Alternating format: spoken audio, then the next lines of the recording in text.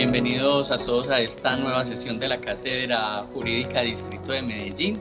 El día de hoy será sobre las modalidades de vinculación con la administración pública, que ha sido uno de los temas que nos han priorizado dentro de la encuesta de detección de necesidades especiales en el tema jurídico. Hoy tenemos la presencia de la doctora Lady Juliana Guevara Flores. Ella es abogada de la Institución Universitaria de Envigado, es doctora en proyectos de la Universidad Internacional Iberoamericana de México, es magíster en diseño, gestión y dirección de proyectos de la Universidad Iberoamericana de Puerto Rico. Además es especialista en Derecho Administrativo de la Institución Universitaria de Envigado, especialista en Derecho Administrativo Laboral de la Institución Universitaria de Envigado y actualmente se desempeña como coordinadora de la maestría en contratación estatal y coordinadora del área de Derecho Público en pregrado de la Universidad de Medellín. Además, dentro de los cursos que tiene en posgrado y en pregrado, tiene a cargo el régimen jurídico de los servidores públicos en especialización de Derecho Administrativo, jornadas, salarios y prestaciones sociales en la especialización de Derecho Administrativo Laboral, régimen jurídico laboral de los servidores públicos en la especialización en Derecho Laboral y Seguridad Social. Como pueden ver, contamos hoy con una ponente con muy buenas calidades, unas altas calidades profesionales y además académicas. Le damos la bienvenida a ella y agradecemos por su participación. Le recordamos a todos los asistentes mantener sus micrófonos apagados y que todas sus preguntas nos las formulen a través del chat, de manera que cuando la doctora Guevara termine de realizar su ponencia, empezamos a resolver las inquietudes que a todos se les vaya presentando. Tanto la diapositiva como el enlace del video se lo estaremos enviando al correo que ustedes registren en el registro de la asistencia. Así que los invitamos a todos a realizar de una vez. Doctora Guevara, muchas gracias, bienvenida. Muchas gracias, Gustavo. Muchas gracias, Gustavo. Bueno, muy buenos días para todos. Agradecerle la invitación a la Universidad de Medellín y al Distrito de Medellín por esta invitación. Hoy vamos a hablar entonces de las modalidades de vinculación con la administración pública. Y para ello pues tengo una pequeña presentación, sin embargo la idea es que vayamos conversando sobre esta temática a medida que vamos avanzando en la misma. Entonces, para hablar sobre la vinculación laboral con el Estado, en primer lugar nos vamos a remitir a la Constitución Política de Colombia, que nos habla sobre quiénes son servidores públicos, porque primero, antes de poder determinar cómo se vincula, primero tenemos que saber quiénes son esos servidores públicos. Y el artículo 123 nos dice que son servidores públicos los miembros de las corporaciones públicas, los empleados y trabajadores del Estado y de sus entidades descentralizadas territorialmente y por servicios. Entonces, frente a estas categorías de servidores públicos, hay que precisar que no en todos los casos se podría decir que tienen una relación laboral con el Estado. Frente a eso podemos referirnos, por ejemplo, a los miembros de las corporaciones públicas. Me adelantaré un poco en las diapositivas para que veamos esta pequeña clasificación que yo les hago acá sobre los servidores públicos. De acuerdo con la Constitución, entonces nos habla de las corporaciones públicas y cuando habla de corporaciones públicas se refiere al Congreso, a las asambleas, consejos y juntas administradoras locales. Entonces esos miembros son congresistas, diputados, concejales y ediles. Ellos, si bien perciben una remuneración por el trabajo que realizan, no estamos hablando de una relación laboral estrictamente. Mientras que cuando nos habla la Constitución Política de los empleados y trabajadores del Estado, entonces se está refiriendo a los empleados públicos y a los trabajadores oficiales. Frente a los a los empleados públicos ya nos vamos a empezar a referir a cada uno de ellos para ver cómo son ese tipo de vinculaciones. El artículo 125 de la misma Constitución nos habla que en los empleos de los órganos y entidades del Estado son de carrera y se exceptúan los de elección popular, los de libre nombramiento y remoción, los de trabajadores oficiales y los demás que determine la ley. Entonces esto nos da una pauta muy importante, este artículo, y es que la regla general en Colombia, la regla general es que los empleos públicos son de carrera. Los empleos públicos son de carrera y el resto son excepciones.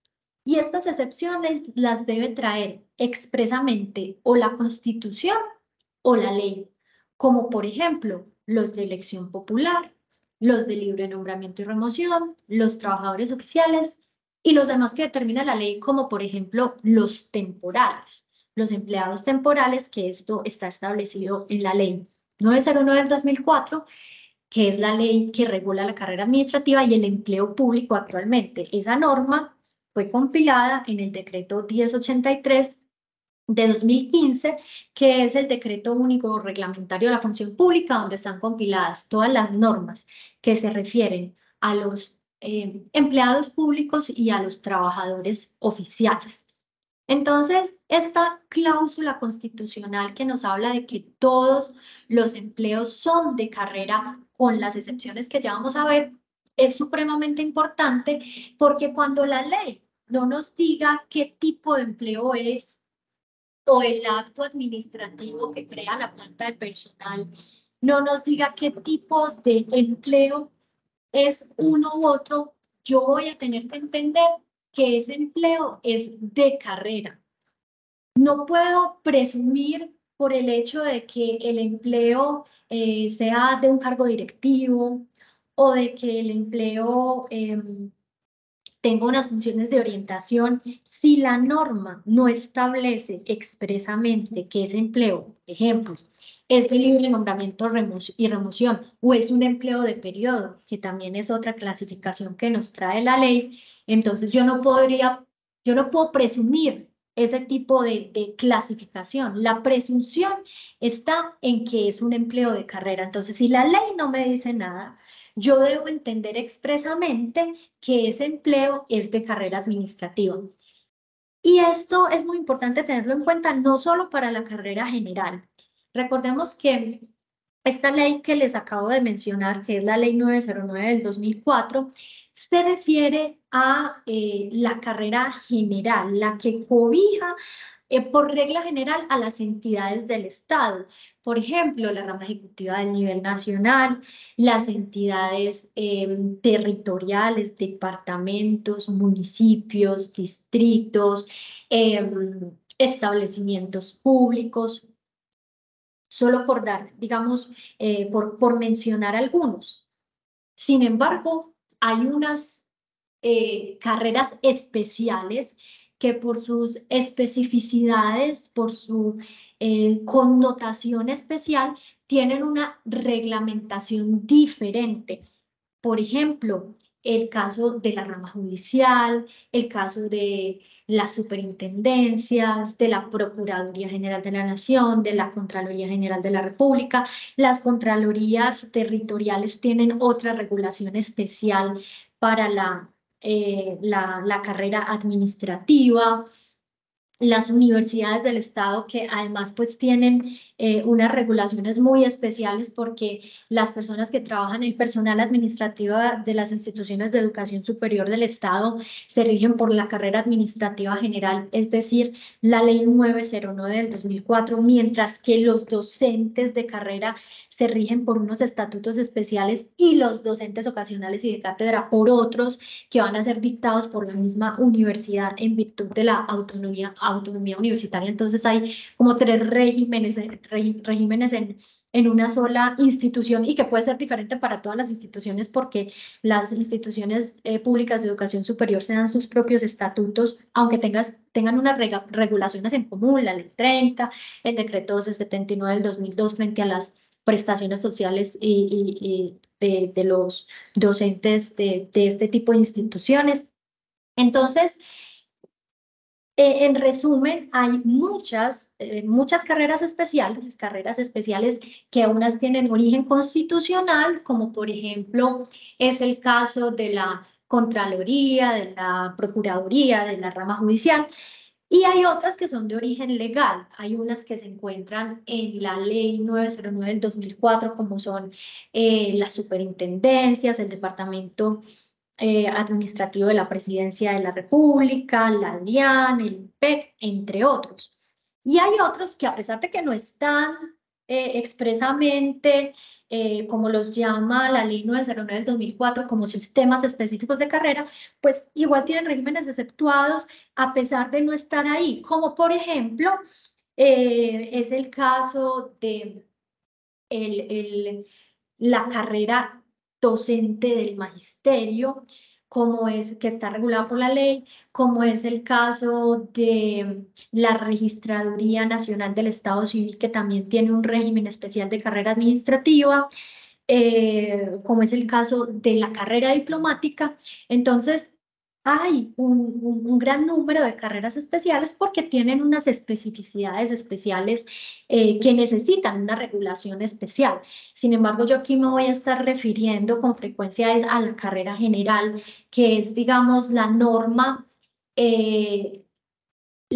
además de que es la regla para la mayoría de entidades del Estado, es la norma supletoria en caso de que las otras carreras especiales no regulen algún asunto, pues se tendría que ir a la carrera, al Estatuto General de Carrera para determinar cómo tratar cierta situación que no esté regulada en esa carrera especial. Entonces es muy importante tener en cuenta esto de la carrera administrativa porque es lo que va a regular, lo que regula es la regla general del empleo público en Colombia, de los servidores públicos en Colombia. Las excepciones son esas que ya están contempladas en la Constitución y la ley. Sin embargo, antes de la Constitución Política de 1991 ya existían otro tipo de regulaciones,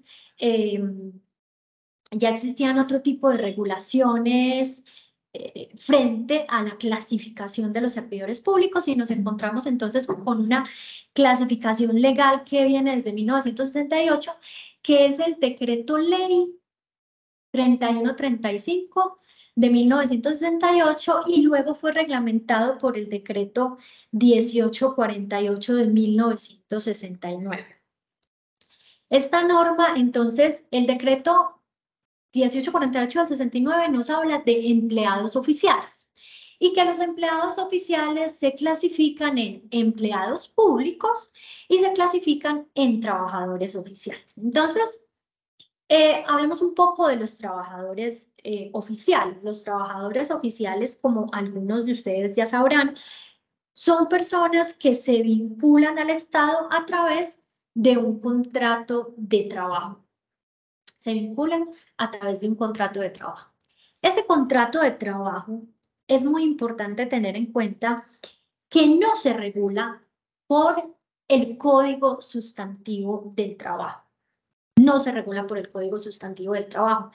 El artículo 3 y el artículo 4 del Código Sustantivo del Trabajo nos refiere que el código regula las relaciones de derecho laboral individual de carácter particular. Eso nos dice el artículo 3. Relaciones individuales de trabajo de carácter particular. Y luego, el artículo 4 nos dice que que ese código no regula las relaciones laborales de trabajo individuales de los servidores públicos. Entonces nos habla que los trabajadores del ferrocarril, en fin, que no se regulan por el Código Sustantivo del Trabajo porque hay, digamos, una creencia de que porque es un contrato de trabajo, entonces esas relaciones están reguladas por el Código Sustantivo del Trabajo, lo que no es cierto. La relación laboral de los trabajadores oficiales, si bien es contractual, se regula en primer lugar por la Ley Sexta de 1945 y luego por el decreto 2127 de 1945. Ese decreto 2127 de 1945, así como la ley sexta, fueron compilados en el decreto único reglamentario 1083 de 2015. Les hago, digamos, y me gusta ser enfática frente a estas dos normatividades, es decir, de dónde viene y dónde quedó compilado, porque en el decreto 1083, como es un decreto único reglamentario, tiene unos numerales, unos artículos muy largos, entonces pienso que es mucho más fácil referirse a es mucho más fácil referirse a la norma original, de donde viene el origen de esa norma, que es de Ley Sexta 1945, Decreto 2127 de 1945. Frente a la vinculación laboral de esos trabajadores oficiales, además es importante referir que ellos tienen en ese contrato laboral, tienen ese contrato laboral, digamos, esa relación laboral está regulada por el decreto 2127 del 45 y nos dice cuáles son los elementos de la relación laboral, cuándo se entiende que hay contrato de trabajo y son prácticamente las mismas que están en el Código Sustantivo del Trabajo, es decir, que haya una prestación personal del servicio, que haya una remuneración y que se haga bajo la dependencia, continuada dependencia de un empleador. Entonces, son los mismos tres elementos. Sin embargo, frente a esa vinculación laboral, tenemos que decir que existe un plazo presuntivo frente a esos contratos de trabajo. ¿Y cuál es ese plazo presuntivo? Dice la norma que cuando no se establezca o cuando se establezca término indefinido, el contrato se va a entender que se realiza por 6 meses. Y luego y si se va a prorrogar por el silencio se puede prorrogar tácitamente o expresamente, ese contrato se va a prorrogar de 6 meses en 6 meses. Eso es muy importante tenerlo en cuenta. Ahora, otra cosa es que los trabajadores oficiales que se sindicalicen y luego a través de una convención colectiva se establezca algo diferente. Pero de acuerdo con lo que establece la norma, el contrato de trabajo de los trabajadores oficiales se pacta por 6 meses y se prorroga de 6 meses en 6 meses. Y no ocurre de que después de 3 prórrogas es a término indefinido, después de 3 prórrogas de 6 meses, entonces ya es cada año. No, se entiende que son contratos a término fijo y que siempre son de 6 meses en 6 meses y se prorrogan de 6 meses en 6 meses. Esto lo vamos a encontrar en el decreto 2127 de 1945. Ahora, frente a los empleados públicos, el régimen entonces de los empleados públicos, como ya les había dicho, lo vamos a encontrar en la ley 909 de 2004. El artículo primero de esa ley nos indica que los empleos públicos pueden ser de carrera, de libre nombramiento y remoción, de periodo fijo o temporales. Los de periodo fijo pueden ser o de elección popular o puede ser por designación de cuerpos colegiados.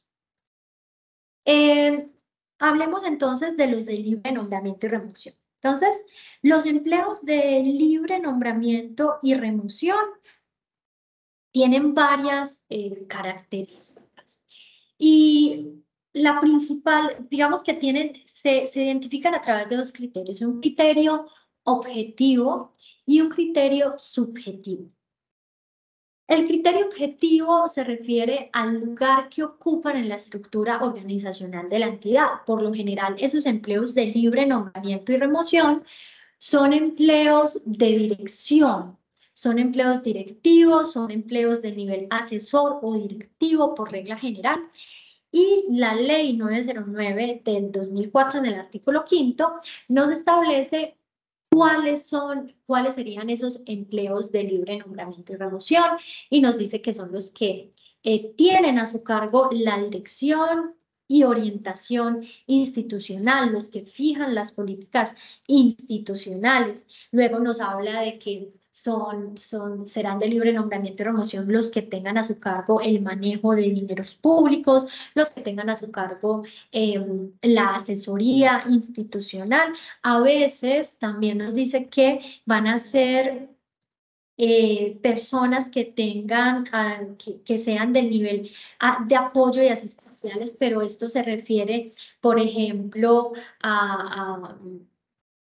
por dar un ejemplo, la auxiliar administrativa de un gerente, que podría, a pesar de que la regla general es que es de carrera, podría ser de libre nombramiento y remoción porque se necesita una especial confianza. Entonces ahí voy al segundo criterio. Les había hablado de un criterio objetivo que se refiere a lugar dentro de la estructura organizacional que ocupa ese empleado de libre nombramiento y remoción, y hay un criterio subjetivo. Ese criterio subjetivo es la confianza. Los empleados de libre nombramiento y remoción, por regla general, son empleos de confianza, son empleos de confianza. Entonces, por esa razón, los asesores jurídicos, asesor de planeación, empleos que requieren una especial confianza son de libre nombramiento y remoción. Sin embargo, la norma tiene que decir expresamente cuáles son. Es decir, no por el hecho que yo diga, ay, es que él tiene funciones directivas. Eso no es razón suficiente para yo decir que el empleo es de libre nombramiento y remoción. ¿Por qué?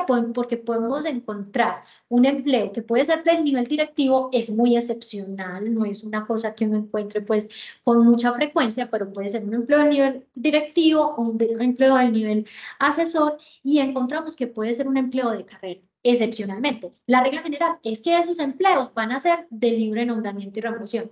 ¿Por qué? Porque se requiere una especial confianza para desempeñarlos. Pero son, insisto, los que diga la Constitución y los que diga la ley. Por eso, si revisamos, por ejemplo, el artículo 5º de la ley 909 del 2004, vamos a encontrar que ellos clasifican, determinan cuáles son los empleos de libre nombramiento y remoción, y dicen, miren, en el sector central del nivel nacional, estos son los empleos de libre nombramiento y remoción, y empiezan a decir ministro, viceministro, superintendente, intendente. Entonces hacen un listado larguísimo de cuáles son esos empleos de libre nombramiento y remoción. Pero es que los tienen que decir todos. Sí, los tiene que decir todos, porque si no me dicen que es un empleo de libre nombramiento y remoción, yo debo entender que ese empleo es de carrera.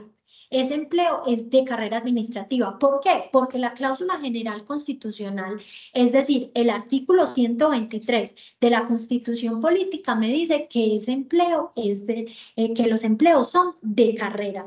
Y que excepcionalmente habrán otros que no son de carrera, pero tengo que decir expresamente cuáles son esos que no son de carrera. Entonces, esta regla que establece la ley es muy importante, siempre tenerla presente, porque uno cree que no pasa, pero se pueden encontrar normas donde no es expresa un empleo determinado, si es de periodo fijo o si es de libre nombramiento y remoción. Pues si no dice, no puedo pensar que hay una omisión legislativa. No, no es que haya omisión, es que si la ley no dice, ya hay una cláusula que nos dice, ese empleo es de carrera. Entonces, si yo no encuentro en la clasificación de esos servidores públicos que ese empleo sea libre de nombramiento y remoción o que sea de periodo, entonces yo voy a entender que es un empleo de carrera administrativa. Ahora, frente a los empleos de periodo fijo, es lo mismo. Debe decir expresamente, este empleo es de periodo. Hay empleos de periodo que pueden ser de elección popular, como ocurre con el alcalde o como ocurre con el gobernador. Ojo, es que pueden hablar de elección popular que son de corporaciones públicas y hay otros que sí son empleos. Jairo Villegas Arbeláez, que es un doctrinante en este tema de derecho administrativo laboral, él se refiere a que hay varias categorías y categoriza de la siguiente manera la relación de los servidores públicos con el Estado y nos dice que hay una relación contractual, la relación contractual, claro que él habla de una relación contractual también de los empleados públicos, pero no me meteré por ese lado, ahora vamos a hablar de cómo es que se vinculan finalmente con el Estado, habla de la relación contractual de los trabajadores oficiales, serían trabajadores oficiales, y de una relación legal y reglamentaria. Cuando habla de la relación legal y reglamentaria se refiere a funcionarios públicos y empleados públicos. Y los funcionarios públicos, él dice que son los que ejercen autoridad, como por ejemplo sería el presidente, sus ministros, el alcalde, el gobernador. Esos serían funcionarios públicos de acuerdo a esa categorización que hace Jairo Villegas Arbeláez. Y dice que hay otros que son empleados públicos y entonces ahí estarían estos de carrera, de libre nombramiento, remoción, periodo y temporales. Sin embargo, cuando uno revisa la Constitución Política en el artículo 123 y me devuelvo, dice que son servidores públicos los miembros de corporaciones públicas, los empleados y los trabajadores del Estado y no nos habla de funcionarios públicos para la categorización que establece la Constitución Política. Entonces, digamos que esa clasificación que él hace no es tan clara, o por lo menos en mi sentir, no es tan clara o expresa desde la Constitución, a pesar de que en alguna parte dicen los funcionarios, o que, por ejemplo, en la rama judicial, que es una carrera especial, ellos hablan de funcionarios públicos y hablan de empleados públicos. Ellos hacen esa diferenciación. Sin embargo, pues la Constitución, y hablan de que son funcionarios públicos los que ejercen la jurisdicción, es decir, los jueces y los magistrados, mientras que el resto son empleados públicos, el resto de personas que trabajan en la rama. Esa diferenciación yo creo que todavía le cabe discusión. Sin embargo, digamos que me voy a ceñir estrictamente a lo que dice la Constitución política. Entonces, vuelvo al tema del periodo fijo. ¿Por qué me metí con el tema de los funcionarios? Porque si vamos y revisamos la doctrina del doctor Jairo Villegas, vamos a ver que esos de elección popular que tienen un periodo fijo, él diría, no, ellos no son empleados, ellos son funcionarios, entonces por eso me gusta hacer esa salvedad. Y luego hay otros empleados que tienen designación de cuerpos colegiados, como por ejemplo, vámonos para la rama judicial, son de periodo fijo y lo dice expresamente el artículo 130 de la ley 270 de 1996, la ley estatutaria de justicia, nos dice en el artículo 130 que son de periodo expresamente. En el primer inciso nos dice, son de periodo los magistrados de la Corte Constitucional, del Consejo de Estado, de la Corte Suprema de Justicia. Ellos son de periodo y esos periodos, los periodos son de 8 años y también está reglamentado cómo es esa elección de esos empleados de periodo fijo. Esos magistrados de las altas cortes son empleados públicos de periodo. Entonces, la designación la hacen para el Consejo de Estado y para la Corte Suprema de Justicia, como sabemos, se hace entre ellos mismos eligen. ¿Quién elige al magistrado de la Corte Suprema? Los mismos magistrados de la Corte Suprema. ¿Quién elige al magistrado que hace falta en el Consejo de Estado? Los mismos magistrados del Consejo de Estado.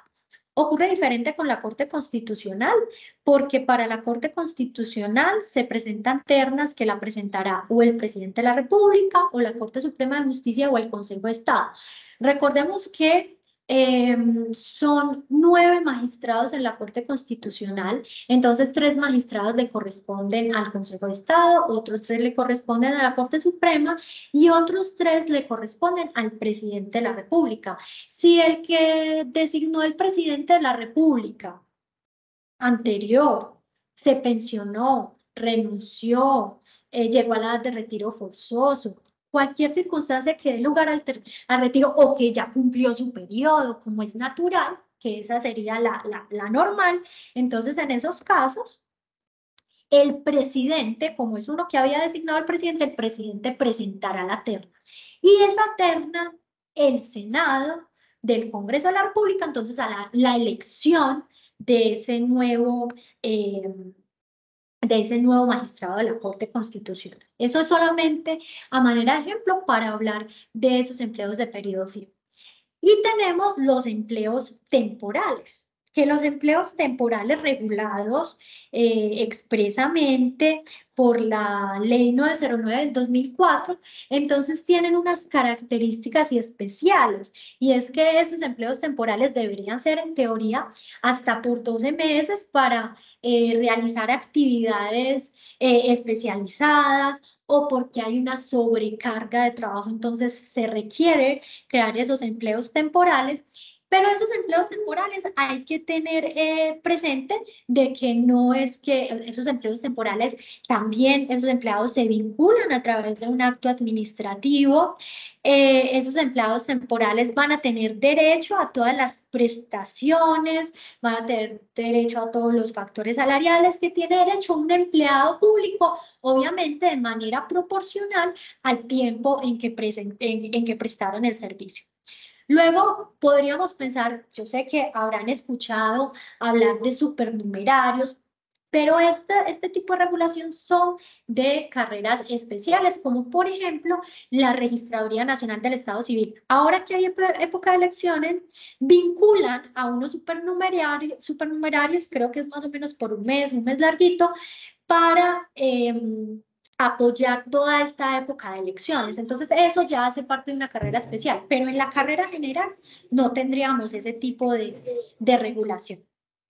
Y tenemos entonces los empleos de carrera que son la regla general de vinculación con el Estado.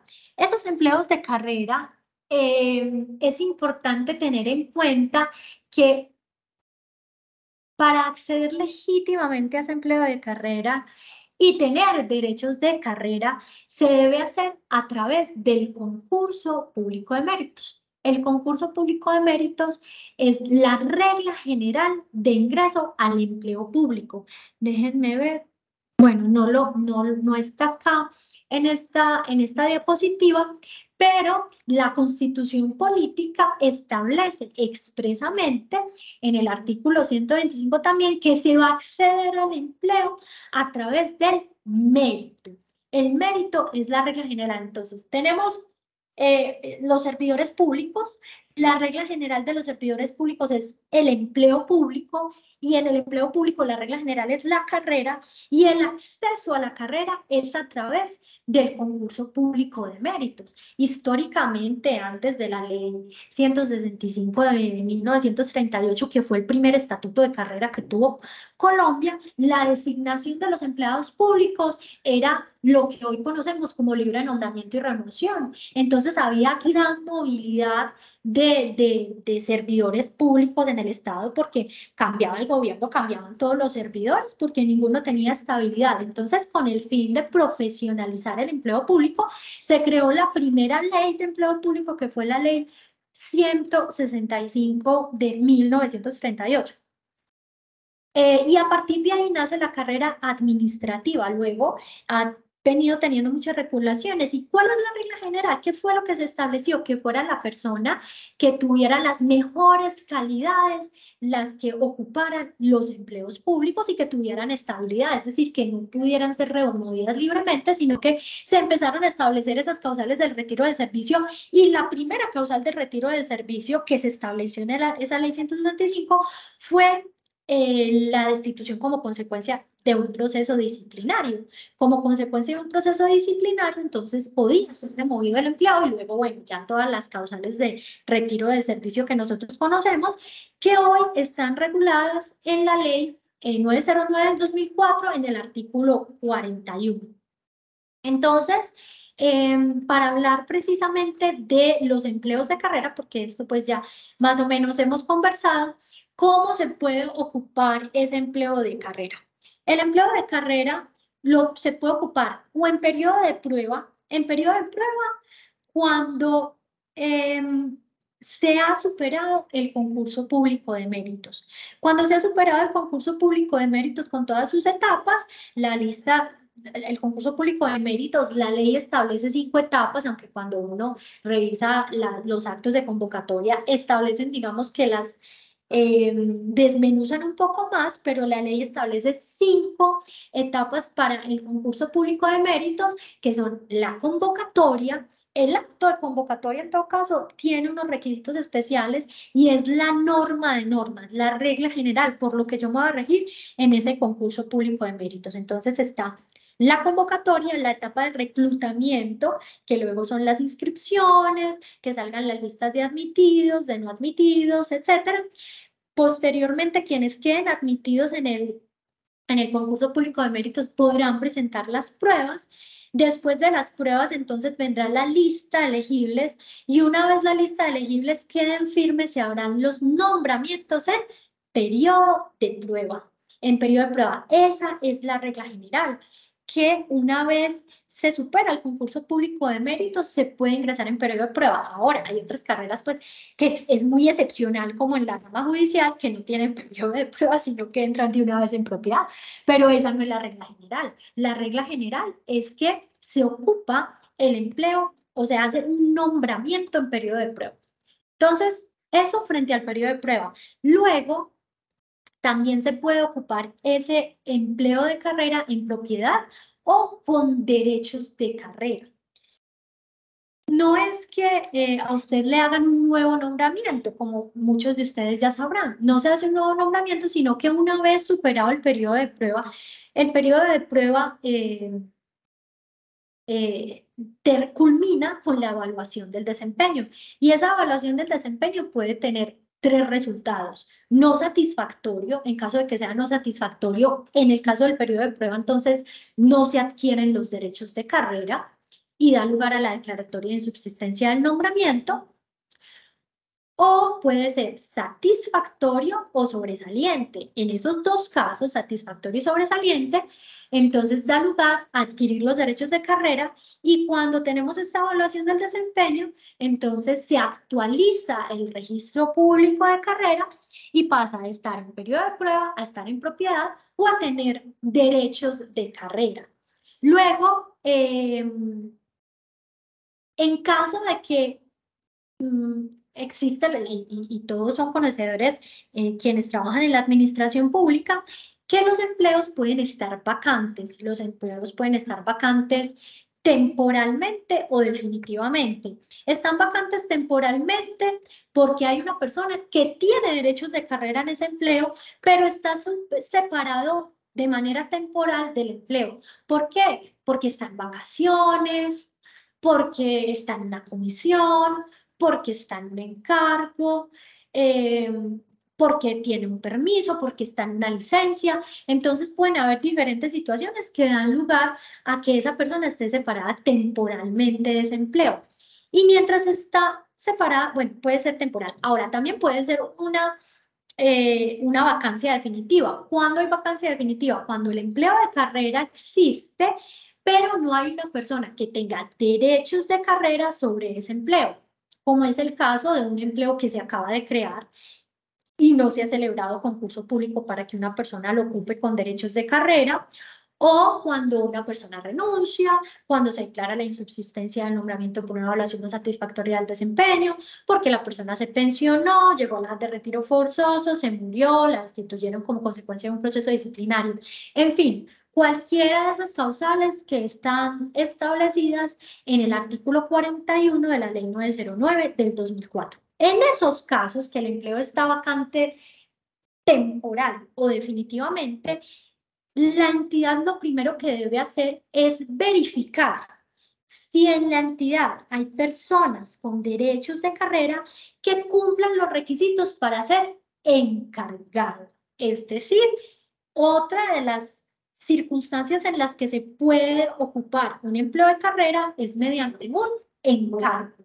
Y el encargo tiene unos requisitos específicos y el primero de ellos es tener derechos de carrera. Tener derechos de carrera, cumplir con los requisitos de ese empleo, tanto académicos, de experiencia, tener las aptitudes y las calidades para desempeñar ese empleo, no haber sido sancionado disciplinariamente en el último año y tener una evaluación del desempeño sobresaliente. Esos son los requisitos por regla general.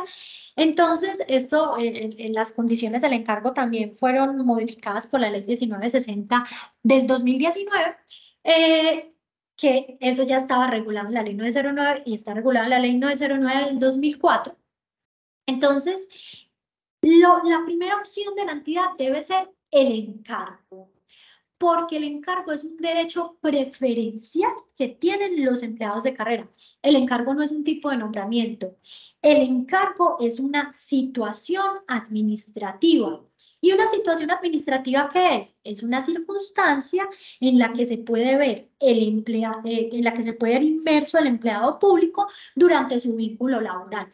No es un tipo de nombramiento, como si lo es el periodo de prueba, como si lo es un nombramiento en provisionalidad, que ya vamos para allá. Entonces, yo puedo ocupar ese empleo de carrera en encargo. La primera opción de la entidad debe ser encargar.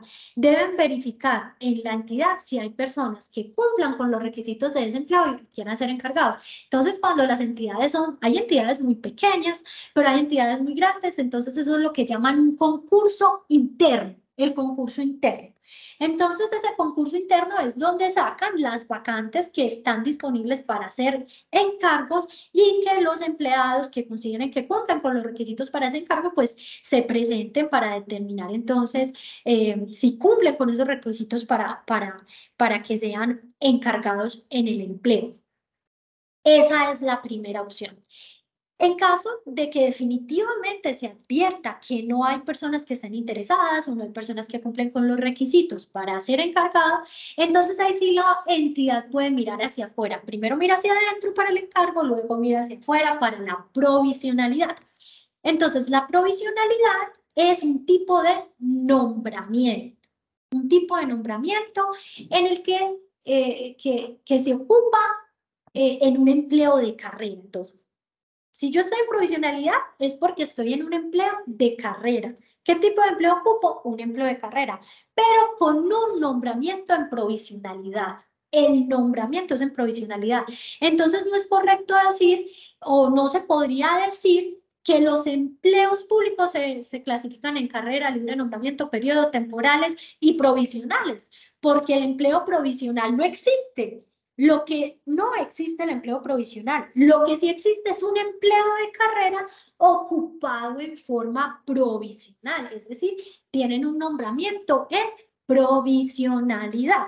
Entonces, esa provisionalidad se puede hacer un nombramiento en provisionalidad siempre y cuando ya haya agotado el encargo. No tengo nadie para encargar, entonces ahora sí puedo mirar afuera de la entidad para ver qué personas cumplen con los requisitos de ese empleo para ser nombrados en provisionalidad. Entonces, no existen empleos públicos provisionales, sino que existen empleos públicos de carrera que pueden ser ocupados en provisionalidad. En todos los casos, siempre, independientemente de que sea un empleo de carrera, de libre nombramiento, de periodo, temporales, siempre se debe cumplir con los requisitos del empleo. Nunca puedo decir, ay, es que como es de libre nombramiento y remoción y es de confianza, es de mi confianza, pero no cumple con los requisitos, pues no lo puedo ocupar. Los empleos deben tener, y esto también lo dice la Constitución Política, unas funciones detalladas en la ley o el reglamento. Y además debe decir cuáles son los requisitos del empleo. Y esos requisitos del empleo se deben cumplir a cabalidad para poder ocupar ese empleo público. Entonces, es muy importante saber esa diferenciación de qué tipo de empleos existen y frente, por ejemplo, al empleo de carrera que se puede ocupar en periodo de prueba, lo puede estar ocupando en propiedad o con derechos de carrera, o el empleado dice, yo estoy en carrera, quiere decir que tiene derechos de carrera, puede ser ocupado mediante la situación administrativa de encargo y luego la provisionalidad. ¿Cuánto dura ese encargo y cuánto dura la provisionalidad? Si la vacancia es temporal, va a durar lo que dure la vacancia temporal. Es decir, se realizó un encargo porque hay una vacancia temporal por una licencia de maternidad, son 18 semanas, dura las 18 semanas. O porque el encargo es temporal porque es una persona, el quien tiene derechos de carrera en ese empleo, está en una comisión. ¿Cuánto va a durar el encargo? El tiempo que dure la comisión. Porque regresa el empleado que tiene derechos de carrera en el empleo y el que está encargado regresa a su empleo donde también tiene derechos de carrera. Lo mismo ocurriría con la provisionalidad. ¿Cuánto dura la provisionalidad? En un empleo temporal, pues lo que dure el que tiene derechos de carrera en el encargo, en la comisión, en la licencia o en la situación administrativa en que se encuentre. Ahora, si la vacancia es definitiva, es decir, yo no sé cuánto tiempo va a estar vacante porque hay que esperar a que se haga el concurso público. Entonces, si la vacancia es definitiva, pues lo que dure esa vacancia definitiva, es decir, hasta que llegue una persona a ocupar el empleo con derechos de carrera. ¿Y por qué les digo que hasta que dure esa vacancia, hasta que llegue a ocupar el empleo una persona con derechos de carrera? Porque es que no, una persona puede llegar a ocupar el empleo con derechos de carrera no solamente por el concurso público de méritos. Entonces, el concurso público de méritos es lo que nosotros conocemos como la regla general para el ingreso a la carrera. Y esa es la regla general para el ingreso a la carrera. Pero resulta que hay un orden de provisión de los empleos que está establecido en el decreto 1083 de 2015. Y ese orden de provisión de los empleos es importante tenerlo en cuenta porque dice que en primer lugar se va a hacer la provisión del empleo cuando medie una orden judicial de reintegro de una persona que ya tenía derechos de carrera. Es decir, si yo estoy en provisionalidad, pero hay una orden judicial de reintegro de una persona que tenía derechos de carrera, que tiene derechos de carrera, ya sea una orden de reintegro por acción de tutela o por un juez administrativo, en fin, indiferente, la ley no lo diferencia, solo dice que hay una orden judicial que ordena el reintegro. Esa es la primera persona que yo debo tener en cuenta para reintegrarla al empleo. Y obviamente pesan más esos derechos de carrera que ya tenía la persona de la cual se ordenó el reintegro de quien está en provisionalidad. Porque recordemos que a pesar de que la provisionalidad tiene una estabilidad relativa, pues los empleados de carrera tienen una estabilidad reforzada. Y reforzada porque los empleados que tienen derechos de carrera, porque solo van a poder ser desvinculados por las causales que taxativamente están establecidas en la ley. No puede ser capricho de la administración, tiene que ser por una de esas causales. Y si lo retiran, invocando una de las causales, y luego ese acto administrativo mediante el cual lo retiraron, le declaran la nulidad y se ordena el reintegro, entonces miren la importancia de que esa persona que ya tenía derechos de carrera va a primar ese derecho que tiene esa persona de derechos de carrera del que está nombrado en provisionalidad. Entonces, esa es la primera opción. Hay otra, el segundo orden de provisión es el traslado por razones de violencia que puede solicitar una persona. Si pensamos en entidades que están ubicadas exclusivamente, por ejemplo, digamos el distrito es solamente acá, pero pensemos en entidades del nivel nacional, que tienen sedes en todo el país. Una persona perfectamente podría solicitar el traslado por razones de violencia. Y si tiene derechos de carrera, esos derechos de carrera van a primar sobre los derechos que pueda tener una persona que está encargada, una persona que está nombrada en provisionalidad. ¿Por qué? Porque prima el que tiene derechos de carrera. Luego, en el tercer orden de provisión de los empleos está la reincorporación. La reincorporación consiste ¿cómo funciona la reincorporación?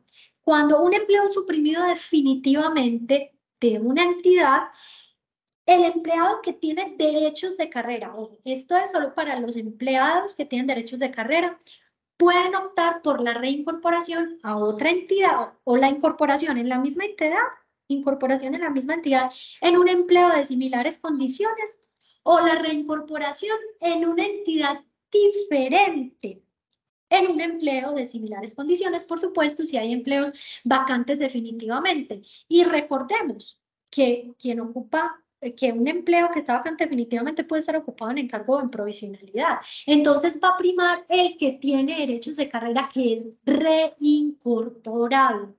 Y finalmente, en ese orden de protección, tenemos, perdón, de protección no, orden de provisión de los empleos, tenemos a la lista de elegibles, ahí sí, el concurso público de méritos, porque uno podría pensar que la primera opción va a ser la lista de elegibles, y la ley establece una lista de elegibles, establece una orden de provisión de empleos bastante diferentes que son, repito, el reintegro, el traslado, la reincorporación y finalmente la lista de elegibles. Entonces, por eso les digo, hago ese hincapié en que puede llegar a ocupar el empleo de una persona con derechos de carrera. ¿Por qué?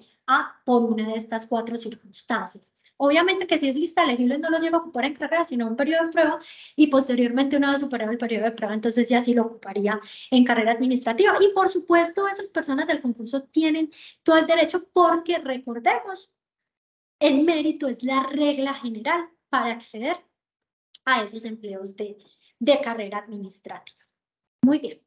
Entonces, hasta ahí frente a esa clasificación. Ahora la pregunta sería, ¿yo cómo sé? Porque nos dicen, mire, son empleados de carrera, pero hay unos que son trabajadores oficiales. Entonces, ¿yo cómo sé cuáles son trabajadores oficiales en las entidades del Estado?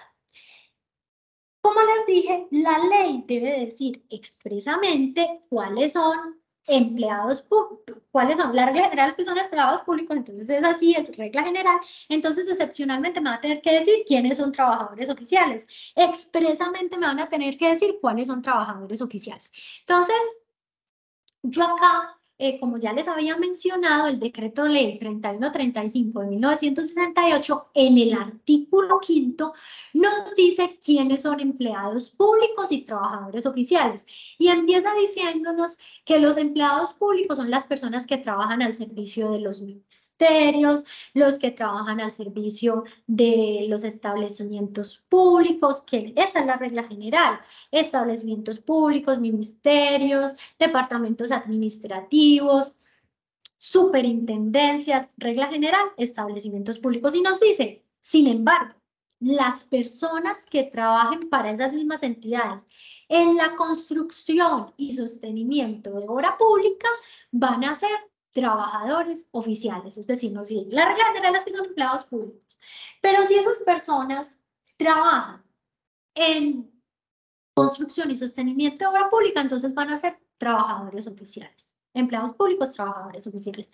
Y luego el decreto 1848 del 69, que ya les había dicho que nos habla de empleados oficiales, vuelve y nos reitera lo mismo, nos dice los empleados públicos son los que trabajan en esas entidades, excepcionalmente van a ser trabajadores oficiales y se dedican a la construcción y sostenimiento de obra pública. Y también luego dice que las personas que trabajan en las empresas industriales y comerciales del Estado van a ser trabajadores oficiales. Las personas que trabajan en empresas industriales y comerciales del Estado son trabajadores oficiales y excepcionalmente van a ser empleados públicos los que tengan, los que sean empleados de dirección o confianza. Entonces, la regla general se invierte en las empresas industriales y comerciales del Estado, porque nos dice que la regla general es que son trabajadores oficiales y que excepcionalmente van a ser empleados públicos cuando sean empleados de dirección y confianza. Y aquí solamente les estoy hablando de la rama ejecutiva del nivel nacional. Por esa razón, entonces yo les hice, digamos, un esquema donde vamos a identificar con la norma cuál es la regla general, cuál es la excepción y cuál es el régimen entonces aplicable a cada uno de esos servidores públicos. Entonces, aquí lo tenemos. Cuando se trata de ministerios, departamentos administrativos, superintendencias, establecimientos públicos, unidades administrativas especiales, estas normas nos establecen que la regla general es que son empleados públicos. Lo mismo va a ocurrir con los departamentos, con los municipios, y la regulación está en estas normas, Ley 2200/2022, Decreto Ley 1333 del 86, nos establece, mire, la regla general es que las personas que trabajen en esas entidades son empleados públicos. Y excepcionalmente, quienes trabajan en esas entidades van a ser trabajadores oficiales cuando se dediquen al sostenimiento y construcción de obra pública. Entonces hay municipios que tienen, por ejemplo, una Secretaría de Obras Públicas. Las personas que se dedican, digamos, a las actividades del sostenimiento y la construcción de la obra pública, en ese caso, se dedican a la pintura, a la plomería, a la electricidad, pavimentación, etcétera. Esas personas serían trabajadores oficiales. Aquí me gustaría hacer un paréntesis y es muy importante mencionarlo, y es lo siguiente. Debemos ser reiterativos y ser conscientes de que los contratistas, las personas que celebran un contrato de prestación de servicios con el Estado, si bien están trabajando, porque están trabajando, no estamos diciendo que no están trabajando, y estamos hablando de personas naturales, no es una relación laboral subordinada. Entonces, no entran además en la categoría de servidores públicos. Los contratistas no son servidores públicos, y eso es muy importante que quede claro. Ya otra cosa es cómo eventualmente ese contrato de prestación de servicios pueda montar a una verdadera relación laboral, que es otro tema totalmente diferente, que no es el objeto pues de esta charla. Pero es importante que lo tengamos presente. No son servidores públicos. El contratista no es servidor público. Bien, entonces, como les estaba diciendo, las personas que trabajan en estas entidades, vamos hasta los municipios, luego les voy a hablar de las ESES, son empleados públicos. La excepción es que son trabajadores oficiales cuando se dedican al sostenimiento y construcción de obra pública. Las ESES, en la Ley 10 de 1990, establecen también que la regla general es que son empleados públicos, las empresas sociales del Estado, como por ejemplo el Hospital La María, el Hospital Manuel Uribe Ángel, el Hospital General de Medellín, empresas sociales del Estado, que la regla general es que las personas que trabajan allí son empleados públicos. Sin embargo, van a ser trabajadores oficiales quienes se dedican al mantenimiento de la planta física hospitalaria, al transporte de pacientes. Esto también lo vamos a encontrar. Ellos hablan sobre el mantenimiento de la planta física hospitalaria, los servicios generales, y luego hay un concepto del Departamento Administrativo de la Función Pública que nos dice que también son las personas que son de lavandería, de cafetería, de celaduría, de archivo, de los que se dedican al transporte de pacientes, es decir, que incluye los camilleros, los conductores de ambulancia. Esas personas entonces van a ser la excepción en las ESES y se van a vincular a través de contrato de trabajo como trabajadores oficiales. Como ya les había mencionado, en las empresas industriales y comerciales del Estado se invierte la regla general. Entonces, la regla general es que todas las personas que trabajan en las empresas industriales y comerciales del Estado son trabajadores oficiales, como por ejemplo las terminales de transporte, que son empresas industriales y comerciales del Estado, son trabajadores oficiales.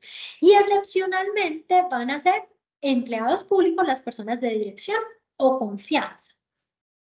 ¿Qué ocurre con las sociedades de economía mixta? Aquí es muy importante tener presente la Ley 489 de 1998, artículo 38, parágrafo primero, que nos dice que cuando una sociedad de economía mixta tenga el 90% o más del capital público, se va a administrar como una empresa industrial y comercial del Estado. 90% más de capital público se le va a dar el manejo de una empresa industrial y comercial del Estado. Por lo tanto, si esa sociedad de economía mixta tiene el 90% más de capital público, sus trabajadores por regla general van a ser trabajadores oficiales. Pero si el capital público es menor al 90%, van a ser trabajadores parciales. particulares, van a ser trabajadores particulares. Y uno puede pensar, pero venga, es que es muy diferente, pues los dos se vinculan por contrato de trabajo, sí, los dos se vinculan por contrato de trabajo, pero los trabajadores oficiales sí son servidores públicos y tienen que asumir las responsabilidades de los servidores públicos, que pueden ser disciplinaria, fiscal, penal, como servidor público. Diferentes cuando usted es trabajador particular. Además, frente al régimen laboral, y eso solamente como para mencionar el régimen disciplinario, penal y fiscal, pero frente al régimen laboral, los trabajadores oficiales tienen unas prestaciones sociales establecidas para los trabajadores oficiales, que es para los servidores públicos en general, de la rama ejecutiva del nivel nacional, que posteriormente se hizo extensivo al nivel territorial, como ya les contaré, diferente a los trabajadores particulares que se van a regular por el Código Sustantivo del Trabajo. Entonces, realmente sí hay una diferencia importante. Cuando se trata de las empresas de servicios públicos domiciliarios, la Ley 142 del 94 establece, creo que es el primer parágrafo del artículo 17 de la Ley 142 del 94, decía que las empresas de servicios públicos domiciliarios que tuvieran todo el capital público, que todo su capital público, fuera todo su capital público, se iban a organizar como empresas industriales y comerciales del Estado, o se iban a organizar como sociedades públicas por acciones. En ese caso, entonces, si el capital de esa entidad es totalmente público y se maneja como una empresa industrial y comercial del Estado, pues la regla general es que las personas que trabajan al servicio de esa empresa son trabajadores oficiales. Sin embargo, el artículo 41 de esa ley 142 de 1994 dice, porque todavía dice, esa norma, creo que hay ahorita un proyecto de ley para modificarla, pero actualmente dice que si la empresa de servicios públicos domiciliarios es mixta o privada, y no diferencia mixta con, dice mixta, es decir, puede ser 99% público, 1% privado, no diferencia, que si es mixta o si es privada, van a ser trabajadores particulares. Y estamos hablando expresamente de las empresas de servicios públicos domiciliarios, ¿sí? Entonces, es muy importante tener en cuenta que hay unas reglamentaciones especiales para diferentes tipos de entidades, y uno tendría que entrar a revisar esas reglas que están establecidas para esas entidades, para saber entonces si están dentro, cuál es el régimen que les aplica, el de los empleados públicos, el de los trabajadores oficiales o el de los empleados particulares, a pesar de trabajar para una entidad del Estado. Otra de las excepciones, las orquestas y bandas sinfónicas oficiales. La ley 1161 de 2017 establece que la regla general es que las personas que presten sus servicios en las orquestas y bandas sinfónicas oficiales van a ser trabajadores oficiales, como por ejemplo sería el caso de la Orquesta Filarmónica de Bogotá, que es la orquesta del distrito. Ellos son trabajadores oficiales. Otro ejemplo de ello es la Banda Sinfónica de la Universidad de Antioquia. Las personas que trabajan en la banda son trabajadores oficiales. Luego, tenemos también el Ministerio de Defensa y la Policía Nacional. El decreto 1214 de 1990 establece que son empleados públicos, pero que excepcionalmente van a ser trabajadores oficiales, quienes realicen labores técnicas, docentes, científicas, de construcción, mantenimiento de obras, talleres, y cuando la actividad no está contemplada para ser desempeñada por empleado público. Pero luego el decreto 1792 nos dice que van a ser trabajadores oficiales no solo los de construcción y mantenimiento de obras y equipos aeronáuticos, marinos, de telecomunicaciones, sino las personas que se dedican a la confección de uniformes, elementos de intendencia, actividades de conducción de aeronaves, motonaves o embarcaciones fluviales. Entonces, en estos casos, esas personas, el piloto del helicóptero, se debe vincular como trabajador oficial. Y miren, tan particular, el Banco de la República, la Ley 31 de 1992, estableció desde los estatutos también del banco, que vienen por allá desde 1923, que la regla general es que las personas que trabajan en el Banco de la República son trabajadores particulares y que solo van a ser empleados públicos los miembros de la Junta Directiva del Banco de la República. Todo esto yo se los traigo a manera de ejemplo, es posible que hayan más, yo les traje los que he ido identificando y que han sido, digamos, un poco más obvios frente al tema de cuáles son empleados públicos y cuáles son trabajadores oficiales, y es muy importante porque empleados públicos y trabajadores oficiales tienen una relación laboral con el Estado. ¿Qué quiere decir que es laboral? Que es, hay subordinación, que hay prestación personal del servicio, que hay prestación personal de servicio, remuneración y subordinación. Muy bien. Entonces, ¿cuáles son los criterios para una adecuada clasificación del servidor público? Tenemos un criterio orgánico, un criterio funcional y un criterio formal. El criterio orgánico se refiere a la naturaleza de la entidad para la que trabaja el servidor público. Entonces, lo primero que yo tengo que revisar es dónde trabaja, dónde hace lo que hace. Entonces, si a mí me preguntan, si a mí vienen y me hacen una consulta, si yo tengo un trabajador que yo reviso y dice, ah, ese trabajador, ¿usted dónde trabaja? Yo trabajo en el municipio de Manizales. La regla general en los municipios es que son empleados públicos, pero si me dice, yo trabajo en el metro, que es una empresa industrial y comercial del Estado, la regla general es que van a ser trabajadores oficiales. Entonces, ¿para qué nos sirve el criterio orgánico? Para ubicarnos, a ver, dependiendo de esa persona donde trabaje, pues ya empezar a identificar cuál es la regla general y cuál es la excepción. Pero para yo saber si esa persona está dentro de la regla general o la excepción, tengo que ir al segundo criterio, que en mi sentir es el criterio más importante, que es el criterio funcional. Y el criterio funcional se refiere a la naturaleza de la actividad que realiza la persona en esa entidad. Es decir, ¿usted qué hace? ¿Qué hace en esa entidad? Y eso nos va a ayudar a saber si está dentro de la regla general o si está dentro de la excepción. Si una persona me dice, yo trabajo en el municipio de Salamina, ¿y usted allá qué hace? Yo me dedico a todo lo que tiene que ver con la pintura, con el estuco, el revoque. Entonces, se dedica al sostenimiento y construcción de obra pública. Entonces, no es empleado público, es trabajador oficial. ¿Usted dónde trabaja? Yo trabajo en el Ministerio de Defensa. ¿Y usted qué hace? Yo allá soy secretaria. Ah, bueno, usted como que sí es empleado público, porque esa es la regla general. Pero si me dicen, no, yo conduzco, yo soy piloto ¿cómo es que se llama ese avión? Creo que es Hércules. Yo soy piloto, entonces, como es piloto, no debería ser, no lo voy a considerar empleado público, sino que debe estar vinculado como trabajador oficial. Dependiendo de la actividad que realice, entonces debería ser el tipo de vinculación. Y luego tenemos el criterio formal, que es la modalidad de vinculación, cómo lo vinculan, o como empleado público o como trabajador oficial. Aquí es muy importante, entonces, cómo ingresan al servicio.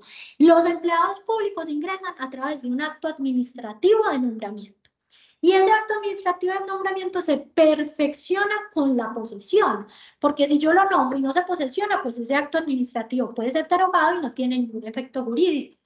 Pero cuando lo nombran y usted se posesiona, a partir de ahí es que empieza a tener efectos jurídicos ese nombramiento. Entonces, el empleado público se vincula a través de un acto administrativo de nombramiento que se perfecciona con la posesión, mientras que el trabajador oficial se vincula a través de contrato de trabajo. Entonces, de acuerdo a este criterio formal, yo voy a revisar, bueno, ¿y a usted cómo lo vincularon? Ah, no, yo soy secretaria del Ministerio de Defensa a través de un acto administrativo de nombramiento, yo presenté un concurso, en fin, entonces está bien vinculado, pero nos vamos a encontrar con personas que no están adecuadamente vinculadas. Eh, Puede ser, y esto puede ocurrir con frecuencia, la persona que se dedica, por ejemplo, a repartir los tintos en la entidad. ¿Y usted cómo lo vincularon? Ah, no, por contrato de trabajo. Bueno,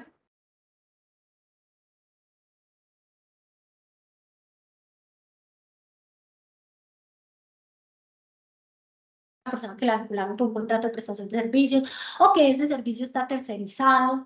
Entonces, por ejemplo, los servicios de aseo, los servicios generales para la entidad pueden estar tercerizados, pero no me estoy refiriendo a nada de eso porque eso sería pues un tema de nunca acabar. Yo me estoy refiriendo a una vinculación directa con la entidad. Y en esa vinculación directa con la entidad, entonces, puede decir, no, a mí me vinculaba a través de un contrato de trabajo. Entonces, es posible que la vinculación no esté bien hecha, porque yo tengo que atender al criterio orgánico y al criterio funcional. Ah, pero es que la vinculación va a través de un contrato de trabajo. Sí, la vinculación a través de un contrato de trabajo, pero lo vincularon mal, porque si yo trabajo en el municipio de Salamina y yo allá soy la que me dedico a repartir los tintos, ¿dónde dice que eso es sostenimiento y construcción de obra pública? O sea, ¿eso qué tiene que ver? Entonces no debería estar vinculado a través de contrato de trabajo como un trabajador oficial, sino que debería ser, si usted está vinculado directamente con la entidad, pues debería ser en un empleo público. Y se los digo porque todavía hay entidades que cuando sacan el concurso público de méritos, lo sacan para servicios generales, auxiliar de servicios generales y que se presentan al concurso. O se presentan para ser jardineros, concurso público de méritos. O por ejemplo el conductor, uno por qué podría pensar que tu conductor es trabajador oficial, pues depende del conductor de qué, porque si yo, a mí me dicen, sí, yo trabajo a ver, pensemos en otro municipio. En Aguas, el municipio de Aguas. ¿Y ustedes ya qué hacen? Yo soy conductor. Yo lo primero que pensar es empleado público. Eso no es sostenimiento ni construcción de obra pública. Pero también es importante preguntarle, ¿usted es conductor de qué? Porque si usted es el conductor del alcalde, pues sí, debería estar vinculado como empleado público. Pero si usted es el conductor de la volqueta, entonces ahí sí sería trabajador oficial. Por eso es muy importante tener muy claros los criterios de clasificación para los servidores públicos, tener en cuenta el criterio orgánico, el funcional, que estos dos van totalmente de la mano y ambos son súper importantes, y finalmente el criterio formal, porque a pesar de que yo diga, ah, es que a mí me vincularon a través de contrato de trabajo como trabajador oficial, pues eventualmente yo podría reclamar que yo realmente no soy un trabajador oficial, sino un empleado público. Pero eso ya es otra historia, pues que la que no me quiero, digamos, enfocar porque sería un tema, como les digo, de nunca acabar. Entonces, les traigo este cuadrito para que revisemos algunas diferencias entre los empleados públicos y los trabajadores oficiales. La forma de vinculación, que ya se las había dicho, la forma de vinculación de los empleados públicos es un acto administrativo de nombramiento que se perfecciona con la posesión, mientras que los trabajadores oficiales se regulan se vinculan a través de un contrato de trabajo. ¿Cómo es la relación de los empleados públicos? La relación de los empleados públicos es legal y reglamentaria. ¿Y eso qué quiere decir? Que las condiciones laborales, prestacionales, salariales, jornada laboral, funciones, ya están establecidas en la ley y los reglamentos. Y cuando usted se posesiona y jura cumplir con la Constitución, la ley y los reglamentos, pues ya está aceptando cumplir con las funciones que están establecidas para ese empleo. Entonces, no sería técnicamente adecuado decir que un empleado público tiene un contrato de trabajo, porque es que no tiene un contrato, tiene una vinculación laboral, sí, tiene una vinculación laboral. ¿Cómo se vinculó? A través de un acto administrativo. Y usted tomó posesión, usted dijo, sí, yo juro cumplir con todo lo que dice ahí, yo acepto que las prestaciones sociales sean estas, que los factores salariales sean estos, que mi jornada sea esta, que yo trabaje 44 horas a la semana, yo acepto todo eso. Es como si fuera, entre comillas, porque no lo es, un contrato de adhesión. Yo acepté todas esas condiciones. Mientras que los trabajadores oficiales tienen un vínculo contractual que en teoría se podría negociar. Entonces yo podría negociar y decir, sí, mira, yo voy a ser trabajador oficial, pero yo no voy a trabajar 48 horas a la semana, porque la ley dice que son 48, pero yo puedo acordar en el contrato que yo voy a trabajar 40. ¿Y saben qué? Voy a trabajar 40 de 6 de la mañana, voy a trabajar de lunes a viernes, de 6 de la mañana a 2 de la tarde. Y esas son mis 40 horas, ahí se dan mis 40, 8 por 5, 40, ahí están las 40 horas. Y yo trabajo solo de 6 de la mañana a 2 de la tarde. Y así puedo negociarlo. Pero el empleado público no puede decir eso, no puede decir, ay, no, yo no voy a trabajar 44 horas, yo voy a trabajar 40, yo voy a trabajar 42, yo voy a trabajar 38, no, porque la ley establece expresamente en el decreto 1042 del 78 que la jornada laboral de los empleados públicos es de 44 horas. Entonces, queda expresamente definido y yo lo acepto, lo puedo negociar. Esa jornada de 48 horas es un decreto ley, no la puedo negociar, mientras que el trabajador oficial sí la podría negociar. Entonces es una diferencia sustancial entre la relación legal y reglamentaria y la relación contractual. ¿Cuál es la norma que lo regula? Como ya se los había mencionado, a los empleados públicos lo regula la Ley 909 del 2004, mientras que a los, Ley 909 de 2004, compilado en el Decreto Único Reglamentario 283 de 2015, mientras que a los trabajadores oficiales lo regula la Ley Sexta de 1945, Decreto 2127 del 45, Decreto Único Reglamentario 1083 de 2015, que también está compilado. Es que el 1083 de 2015 es para empleados públicos y trabajadores oficiales. Frente a la jurisdicción que conoce de sus controversias. Las controversias de los empleados públicos las conoce la jurisdicción de lo contencioso administrativo. Esa jurisdicción, el artículo 104 de la Ley 1437 de 2011, es decir, el Código de Procedimiento Administrativo de lo Contencioso Administrativo, artículo 104, numeral 4, establece que la jurisdicción contenciosa administrativa conoce de la relación legal y reglamentaria de los servidores públicos con el Estado. Dice, relación legal y reglamentaria de los servidores públicos con el Estado. Pero es que resulta que los que tienen relación legal y reglamentaria son los empleados públicos. Es decir, que los empleados públicos van a ir a la jurisdicción de lo contencioso administrativo cuando tengan asuntos que controvertir.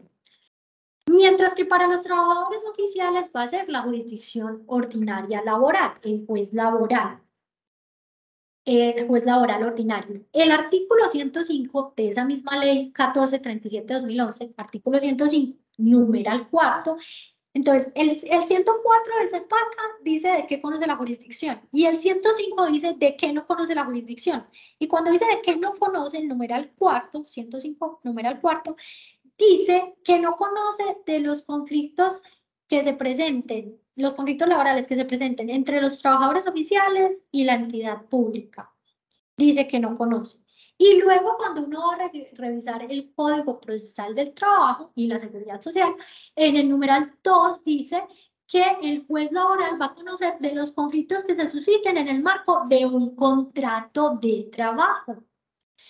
Y este es un contrato de trabajo. No está regulado por el Código Sustantivo del Trabajo, pero sigue siendo un contrato de trabajo. Cuando el juez lo analiza, lo tiene que analizar a la luz de las normas establecidas en las leyes que regulan ese contrato de trabajo y en las convenciones colectivas, los laudos arbitrales y lo que rija pues esa relación laboral en ese caso. Entonces, frente a esas controversias que se pueden presentar, queda claro, para los empleados públicos se va a la jurisdicción de lo contencioso administrativo, es el juez administrativo el que define esa relación laboral del empleado público que se va a controvertir, mientras que para los trabajadores oficiales será el juez ordinario laboral. Frente a la negociación colectiva para los empleados públicos está un poco restringida, mientras que para los trabajadores oficiales es plena. Miren lo que les acabo de contar frente a algunos asuntos que están regulados expresamente por la ley y que no pueden ser negociados. Mientras que para los trabajadores oficiales es totalmente plena. Ellos pueden establecer a través de una convención colectiva una prestación social. Sí, la pueden establecer. Pueden establecer a través de la negociación colectiva una prestación social. ¿Eso lo pueden hacer los empleados públicos? Pues sí la pueden negociar, pero solamente cuando saca el decreto de la Presidencia de la República que dice que se le va a conceder tal prestación, ahí es que les empieza a aplicar, porque no pueden tener ese tipo de movimentos. ¿Por qué? Porque, insisto, esa negociación es restringida para los empleados públicos y es plena para los trabajadores oficiales. Frente a las condiciones salariales y prestacionales, para los empleados públicos, las condiciones salariales y prestacionales, rama ejecutiva a nivel nacional, están reguladas por el Decreto Ley 1042 del 78. Esas condiciones salariales para el nivel territorial están ya decantadas a través de diferentes decretos. Hay uno para la prima de servicios, hay otro para la bonificación de servicios prestados. Entonces, digamos que la regulación es para cada una de esas prestaciones y luego los decretos que saque el gobierno nacional, porque la ley cuarta del 92 establece que entonces será el gobierno nacional, de acuerdo a unos condiciones, unos parámetros, unos principios que le va a indicar el Congreso, ¿quién va a indicar entonces cuáles son ese régimen salarial y prestacional de los servidores públicos? Y luego el régimen prestacional de los empleados públicos, y aquí voy a ir de una vez al de los trabajadores oficiales. El régimen prestacional, tanto de empleados públicos como de trabajadores oficiales, está regulado en el Decreto Ley 1048 del 78 para la norma ejecutiva del nivel nacional, y se hizo extensivo a la rama ejecutiva a nivel territorial y sus entidades descentralizadas totalmente, es decir, todo ese régimen prestacional del Decreto Ley 1045 del 78, totalmente extensivo a través del Decreto Ley 1919 del 2002, a los empleados públicos y trabajadores oficiales del nivel territorial y de sus entidades descentralizadas. Eso es muy importante. Y para los trabajadores oficiales, el régimen salarial puede ser convenido y acordado. Les voy a dar un ejemplo.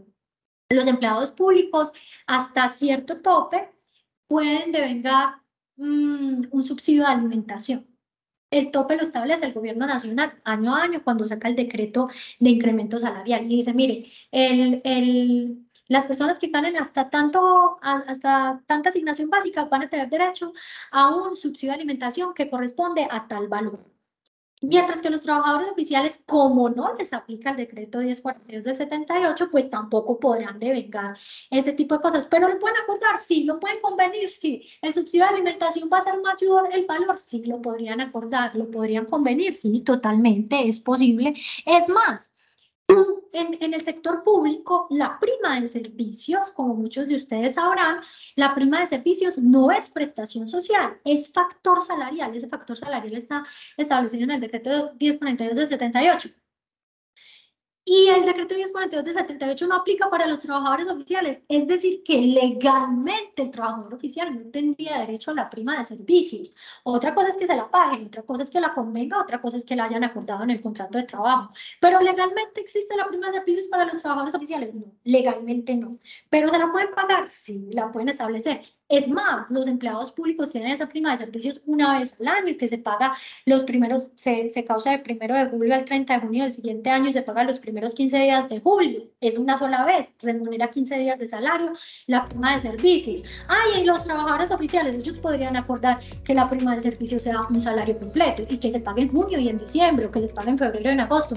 ¿Por qué? Porque ellos tienen esa potestad de negociación plena, lo que no tienen los empleados públicos. Entonces, como podemos ver, la relación, el vínculo laboral con el Estado se da a través de los empleos públicos o de la relación contractual de los trabajadores oficiales. Y esas vinculaciones, cada vinculación tiene sus particularidades. Para los empleados públicos, dependiendo del tipo de empleado público que sea, de carrera, y cómo ocupe ese empleo de carrera, en provisionalidad, en carrera, en periodo de prueba, en encargo, va a tener unas particularidades.